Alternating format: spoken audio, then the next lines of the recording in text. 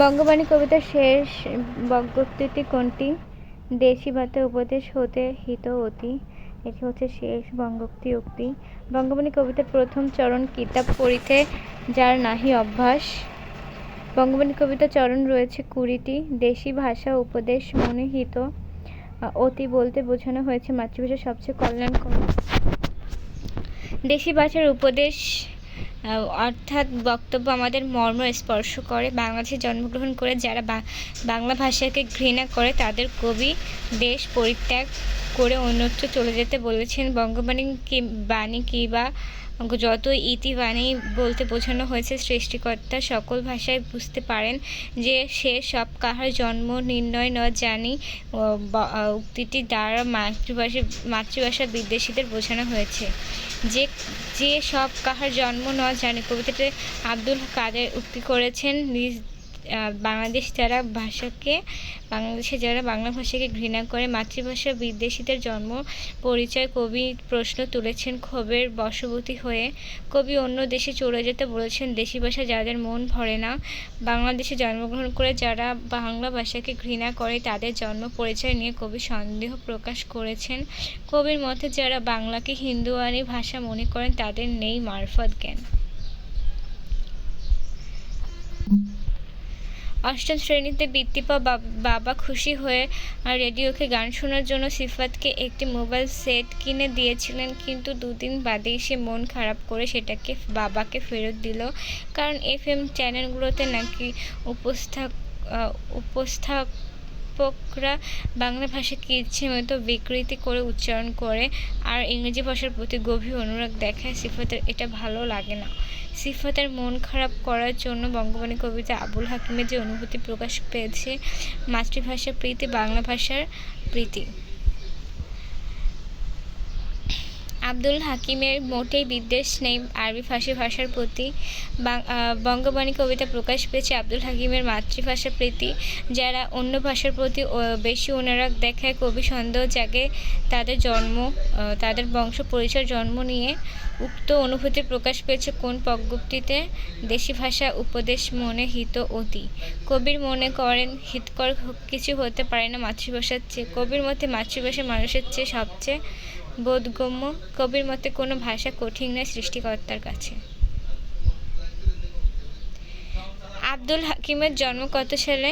1620 সালে। কবি আব্দুল হাকিমের জন্ম কোথায়? সন্দ্বীপের সুরামপুর গ্রামে। মধ্যযুগের অন্যতম কবি কে ছিলেন? আব্দুল হাকিম।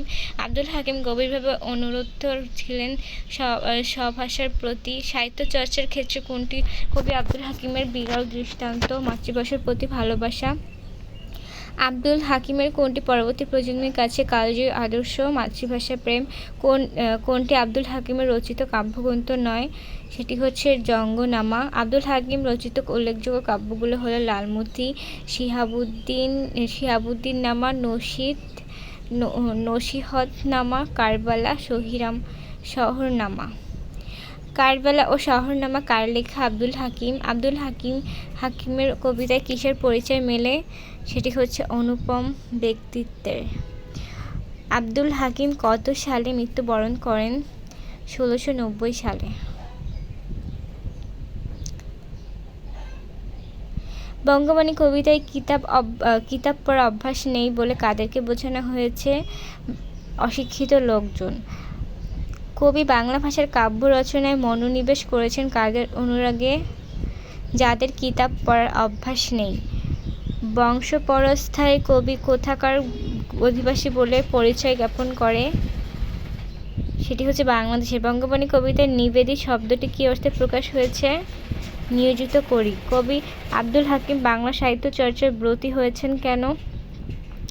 সাধারণ মানুষের ভাষা বলে। কবি কিসের দ্বারা সবাইকে তুষ্ট করেন?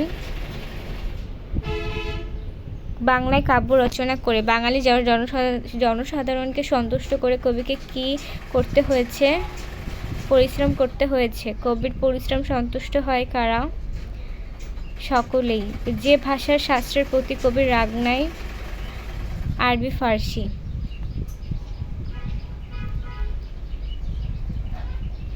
আরবি ফার্সি ভাষার কিসের প্রতি কবির রাগ নেই? শাস্ত্রের প্রতি। কবির মতে যে ভাষা আমরা সব ভালোভাবে বুঝতে পারি সেটি হচ্ছে দেশি ভাষা।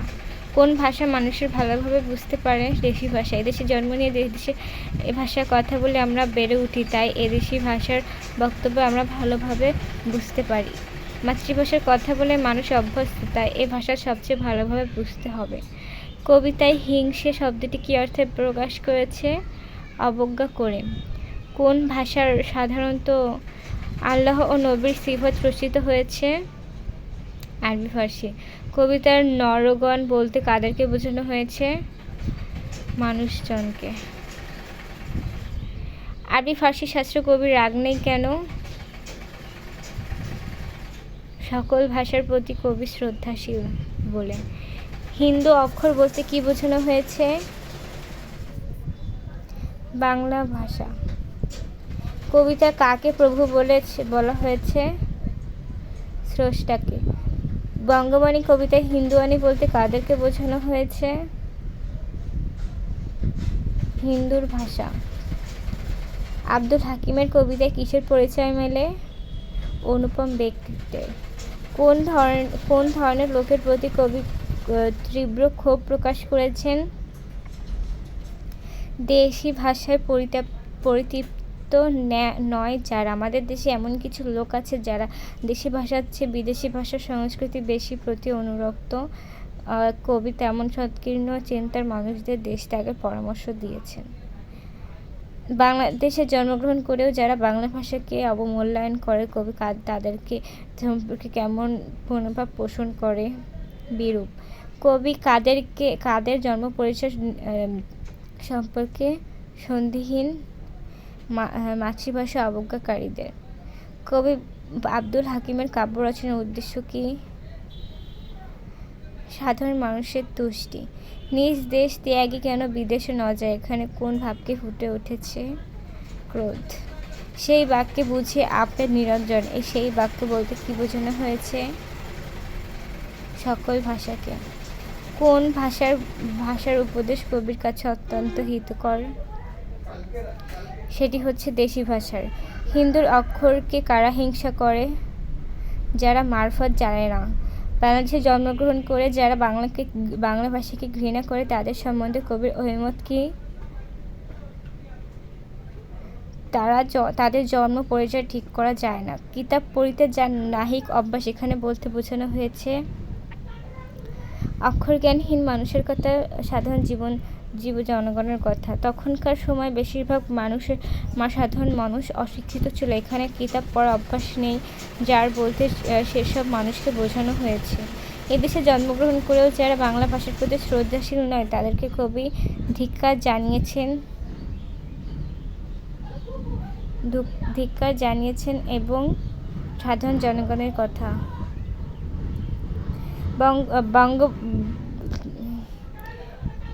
বঙ্গদেশী ভাষা বলতে কবি বুঝিয়েছেন সেটি হচ্ছে বাংলা ভাষা। সেটি বুঝিয়েছেন বাংলা ভাষা। দেশি ভাষা উপদেশ মনে হিত কবিতা চরণটিকে প্রকাশ পেয়েছে মাতৃভাষা প্রীতি। আব্দুল হাকিম রচিত কাব্যগ্রন্থ কোনটি? সেটি হচ্ছে নূরনামা এবং ইউসুফ জুলেখা। মাতা পিতামহ ক্রমে বঙ্গের বসতি কবিতার এ চরণে প্রকাশ পেয়েছে স্বদেশপ্রেম এবং সাজাত বোধ। নিচের কোনটি মারফত শব্দের অর্থ প্রকাশ পেয়েছে? আধুনিক জ্ঞান এবং এটি হচ্ছে স্রষ্টার সৃষ্টি সংক্রান্ত জ্ঞান, আত্মজ্ঞান। মাতা পিতা সহ ক্রমে বঙ্গেগত বসতি কবিতার এ চরণে প্রকাশ পেয়েছে স্বদেশপ্রেম, সাজাত্যবোধ। বঙ্গবন্ধুর কবিতা প্রকাশিত হয়েছে স্বদেশপ্রেম, ক্ষোভ। কবি যে স্বভাবের লোকের প্রতি ক্ষোভ প্রকাশ করেছেন সেটি হচ্ছে পরগোছা এবং শিখরহীন। নানান দেশে নানান ভাষা, বিনে স্বদেশী ভাষা মিটে কি আশা? বিনে স্বদেশী ভাষা মিটে কি আশা উক্তিটি সমর্থন আছে কোন চরণে? দেশি ভাষা উপদেশ মনে হিত অতি।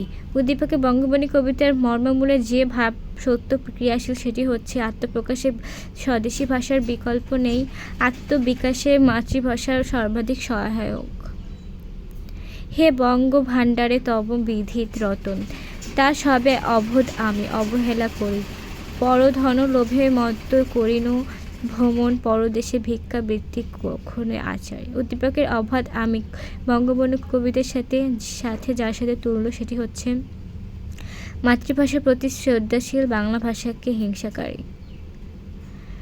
উদ্দীপক কবিতার চেতনাগত ঐক্য হিসেবে কোনটি আলোচ্য, কোনটি বিবেচ্য? মাতৃভাষা প্রীতি। জাহিদ মিয়া খুব একটা লেখাপড়া করতে পারেননি, কিন্তু সাংস্কৃতিক বিভিন্ন কর্মকাণ্ডের প্রতি তার ব্যাপক আগ্রহ। সে অবসর সময় পেলে নিজে গান বানায়, মানুষকে গেয়ে শোনায়, এতে তার এলাকাবাসী অনেক আনন্দিত হয়। জাহিদ মিয়ার লোকের পরিচয় নিচের কোন চরণে পাওয়া যায়? কিতাব পড়িতে যার নাহিক অভ্যাস। জাহিদ মিয়ার কাজের সাথে কবির কোন কাজের সাদৃশ্য রয়েছে? সাহিত্য চর্চা করে মানুষকে তুষ্ট করা। মাটির রস আস্বাদন করে বৃক্ষ মহীরূপ হয়, যে মাটির রস অগ্রাহ্য করে সে পরশ্রয়ী পরগাছা হতে পারে, মহীরূহ নয়। তেমন মাতৃভাষার অমিত্র সুধা পানে মানুষ হৃদয়বান মানবে পরিণত হয়। যারা এই সত্যকে অস্বীকার করে তারা করুণার পাত্র কিন্নর। উদ্দীপকে উল্লেখিত কিন্নর হিসেবে কবিতার যাদের চিহ্নিত করা হয়েছে, হিন্দু অক্ষর হিংসাকারী, মারফত জ্ঞানহীন, বাংলা ভাষাকে হিংসাকারী। কবিতা উদ্দীপকে অন্তর্হিত ভাবসত্য হচ্ছে পরানুকৃতি নিন্দনীয়। মা তোর মুখের বাণী আমার কানে লাগে সুধার মতো, মরি হাই হাই রে মা তোর বদনখানি মলিন হলে আমি নয়ন, ও মা আমি নয়ন জলে ভাসি। উদ্দীপকে মায়ের মুখের ভাষী বলতে বঙ্গবন্ধু কবিতা কোন কথার প্রতিধ্বনি করেছেন? হিন্দুর অক্ষর। উদ্দীপকে কবিতার সাথে যে চেতনাবোধকে ঐক্যসূত্র হিসেবে গ্রহণ করা যায় সেটি হচ্ছে স্বজাতি প্রেম, স্বদেশ প্রেম, মাতৃভাষা প্রীতি। বাংলার কাব্য, বাংলার ভাষা মিটায় আমার প্রাণের পিপাসা, সে দেশ আমার নয় গো আপন, যে দেশে বাঙালি নাই। উদ্দীপকে ব্যক্ত চেতনার প্রতিফলন আছে কবিতার যে চরণে। দেশি ভাষা বুঝিতে ললাটে পুরে ভাগ, দেশি ভাষা উপদেশ মনে হিত অতি। কোন বিষয়টি কথিত চেতনার ধারক? মাতৃভাষা প্রীতি। চিড়া বলো মুড়ি বলো ভাতের সমান নয়, মাসি বলো পিসি বলো মায়ের সমান। উদ্দীপকে চিড়া মুড়ি মাসি পিসিকে বঙ্গবন্ধু কবিতা কার সাথে তুলনা করা হয়েছে? আরবি ফার্সি ভাষা। উদ্দীপকে কবিতার মৌলিক ভাবটি হলো বিকল্প কখনো মূল্যের সমতুল্য হয় না, আপন পরে তারতম্য চিরন্তর। বাংলাদেশে বাড়ি আমার, বাংলাদেশে লাইগা আমি জীবন দিতেও পারি। উদ্দীপকে বঙ্গবন্ধু কবিতা কোন ছড়ার সাদৃশ্য দেখা যায়? মাতা পিতা মোহক্রমে বঙ্গের বসতি। উদ্দীপকে বঙ্গবন্ধু কবিতা ফুটে উঠেছে দেশপ্রেম এবং মাতৃভাষার প্রতি ভালোবাসা। কামাল মাদ্রাসায় লেখাপড়া করেছে, ফলে আরবি ফার্সি উর্দু ইত্যাদি ভাষার উপর তার বেশ দখল। তবে তার কাছে বাংলা ভাষার মতো এত মধুর আর ভাষা নয়। বাংলার কামাল কোন দিক থেকে বঙ্গবন্ধু কবিতার সাদৃশ্যপূর্ণ? মাতৃভাষা প্রীতি। কামালের চেতনার পরিচয় ফুটে উঠেছে যে চরণে সেটি হচ্ছে আরবি ফার্সি হিন্দিতে নয়, দুই মত, দেশি ভাষা উপদেশ মনে হিত অতি। বঙ্গবন্ধু কবিতার আলোকে কবিতার কামালকে কি বলা হয়েছে? দেশপ্রেমিক। এর স্বদেশ ও সভ্যতার প্রতি আব্দুল হাকিমের অসামান্য ভালোবাসার পরিচয় পাওয়া যায়। উদ্দীপকের কামালও একই রূপ অনুভব পোষণ করে। কাদের সাহেব বাংলা ভাষার একজন পণ্ডিত, কখনো বাংলা ছাড়া অন্য কোনো ভাষা ব্যবহার করেন না, অন্য কোনো ভাষা তিনি সহ্য করতে পারেন না। কাদের সাহেবের কোন বৈশিষ্ট্যটি বঙ্গবন্ধু কবিতায় পাওয়া যায়? মাতৃভাষার প্রতি অনুরাগ। কাদের সাহেবের মাঝে কোন বৈশিষ্ট্যটি অনুপস্থিত? সকল ভাষার প্রতি শ্রদ্ধাবোধ। কাদের সাহেবকে কবির সাথে তুলনা করা যায় দৃষ্টিভঙ্গির কারণে, মননগত সাদৃশ্যের কারণে। সহজ সরল বাংলা ভাষা সব মানুষের মিটাক আশা। উদ্দীপকে বঙ্গবন্ধু কবিতা কোন দিকটি ফুটে উঠেছে বাংলা ভাষার জয়গান। উদ্দীপকটির সাথে সাদৃশ্যপূর্ণ চরণ হচ্ছে দেশি ভাষার উপদেশ মনে হিত অতি, দেশি ভাষা বুঝিতে ললাটে পড়ে পুরে ভাগ। রকিবের বাংলা ভাষা সবাইকে একটি করে গল্প আনতে বললেন। অনেকের মধ্যে রকিবও তার লেখা গল্পটি শিক্ষকের কাছে জমা দিল। শিক্ষক রকিবের গল্পটি পড়ে অত্যন্ত খুশি হলেন। উদ্দীপক রকিবের মাঝে বঙ্গবাণী কবিতার কোন দিকটি উপস্থিত? অন্য অনুপ্রেরণা সাহিত্য রচনা। উদ্দীপকের সাথে সাদৃশ্যপূর্ণ চরণ হচ্ছে সে সবে কহিল মতে হনে মনে হাবিলাস, নিজ পরিশ্রম তুষি আমি সর্বজন, তে কাজে নিবেদি বাংলা করিয়া রচন। কবিতায় ব্যবহৃত হাবিলাস শব্দের অর্থ কী? প্রবল ইচ্ছা। সিফাত শব্দটি বঙ্গবাণী কবিতা কী অর্থে ব্যবহৃত হয়েছে? গুণ। বঙ্গবাণী কবিতা নিরঞ্জন শব্দের শাব্দিক শব্দ কোনটি?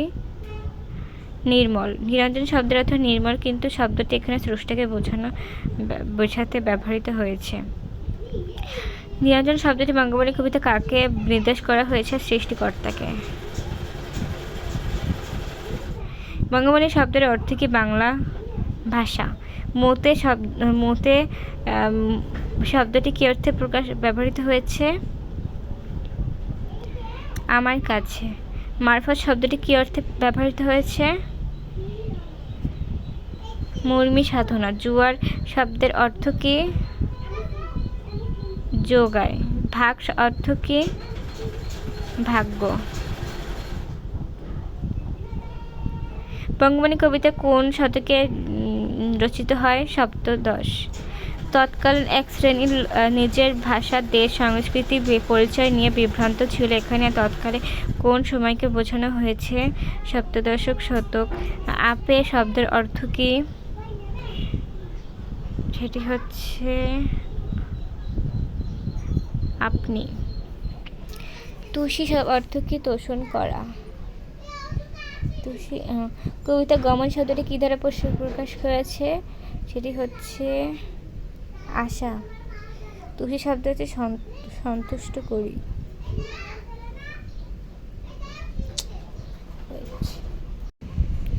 তুষি অর্থ হচ্ছে সন্তুষ্ট করা। কবিতা গমন শব্দটি হচ্ছে যাতায়াত করা। ত্যাগী শব্দটি কি অর্থে ব্যবহৃত হয়েছে? ত্যাগ করা। বঙ্গবাণী কবিতায় কে রচনা করেছেন? বঙ্গবাণী কবিতা আব্দুল হাকিম রচনা করেছেন। কোন কাব্য থেকে বঙ্গবাণী কবিতাটি সংকলন করা হয়েছে? সেটি হচ্ছে নূরনামা। বঙ্গবাণী কবিতায় প্রকাশ পেয়েছে মাতৃভাষা নিয়ে কবির বিদ্বেষ, গভীর উপলব্ধি। কোন ভাষা আল্লাহ ও নবীর শ্রুতি বর্ণিত হয়েছে? আরবি ফার্সি। কবি কোন ভাষার প্রতি শ্রদ্ধাশীল? সকল। আরবি ফার্সি ভাষার প্রতি কবি শ্রদ্ধাশীল। আরবি ফার্সি ভাষার প্রতি মানুষের দুর্বলতা কারণ কি? আল্লাহ নবীর গুণাগুণ রচিত হয়েছে বলে। কবির মতে মানুষ মাত্রই কোন ভাষায় স্রষ্টাকে ডাকে? সেটি হচ্ছে নিজ ভাষায় স্রষ্টাকে ডাকে। কবি এদেশে জন্মগ্রহণকারী অথচ বাংলা ভাষাকে অবজ্ঞাকারী মানুষের কোন ধারণার পরিচয় দিয়েছেন? সেটি হচ্ছে জন্ম ও বংশের। এদেশে জন্ম নিয়ে বাংলা ভাষার প্রতি বড় হয়েও কিছু লোক ভাষাকে অবহেলা করে বিদেশি ভাষার প্রতি আকৃষ্ট হয়। এমন কি হীন মনস্ক মানুষের জন্ম পরিচয় নিয়ে কবি এই সন্দেহটি পোষণ করেন। দেশীয় ভাষার কাব্য রচনা করার পেছনে কবির যুক্তি কি? দেশি ভাষা সকলের সান্নিধ্য। কবি হাকিমের মতে সবচেয়ে হিতকর কোনটি? কবি হাকিমের মধ্যে সব থেকে হিতকর হচ্ছে মাতৃভাষা। হিতকর।